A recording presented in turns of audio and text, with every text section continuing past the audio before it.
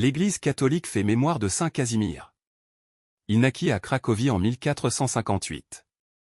Fils du roi Casimir IV, le jeune prince se signale très tôt par son mépris des mondanités et des honneurs de la cour. Le roi de Pologne avait 2 fils. Il installe l'aîné sur le trône de Bohême. Il pense à la couronne de Hongrie pour Casimir, le cadet, mais le sceptre de Saint-Étienne est pris par un rival qu'il faudrait chasser par la force. Casimir avait horreur du sang versé. Il refuse d'obéir à son père qui le punit en l'enfermant dans la forteresse de Golki.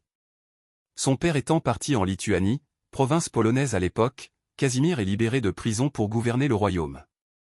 Il s'acquitte de la fonction royale avec simplicité et sagesse. À son retour, le roi son père projette de l'établir comme successeur, mais à condition qu'il épouse la fille de l'empereur germanique. Consacré au Christ Seigneur, le jeune prince avait fait vœu de chasteté. Il refuse le brillant parti et renonce à la royauté en Hongrie. Il meurt à l'âge de 24 ans en 1484. Canonisé en 1522, saint Casimir est le patron, toujours très populaire, de la Pologne et de la Lituanie. Saint Casimir demeure un exemple de vie évangélique pour les jeunes chrétiens.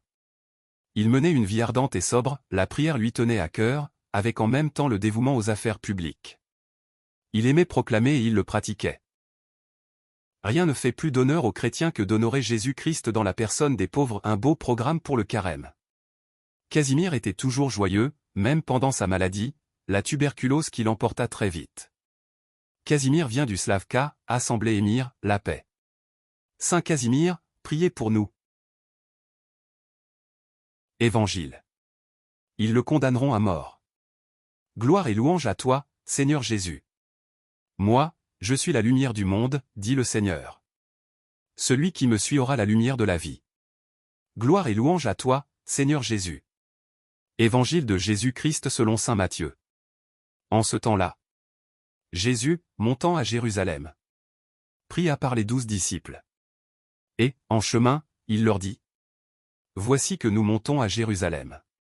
Le Fils de l'homme sera livré aux grands prêtres et aux scribes. Ils le condamneront à mort. Et le livreront aux nations païennes, pour qu'elles se moquent de lui. Le flagellent et le crucifient. Le 3e jour, il ressuscitera. Alors la mère des fils de Zébédée s'approcha de Jésus avec ses fils Jacques et Jean. Et elle se prosterna pour lui faire une demande. Jésus lui dit : Que veux-tu ? Elle répondit : Ordonne que mes 2 fils que voici siègent, l'un à ta droite et l'autre à ta gauche, dans ton royaume. Jésus répondit : Vous ne savez pas ce que vous demandez. Pouvez-vous boire la coupe que je vais boire ? Ils lui disent : Nous le pouvons.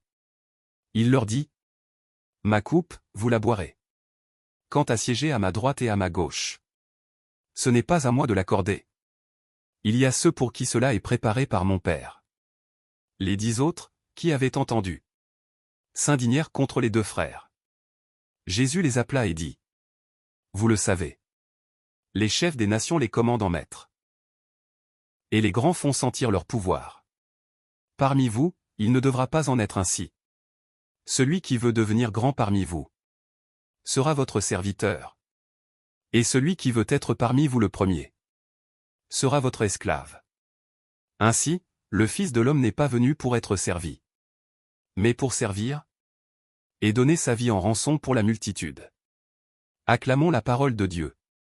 Louange à toi Seigneur Jésus.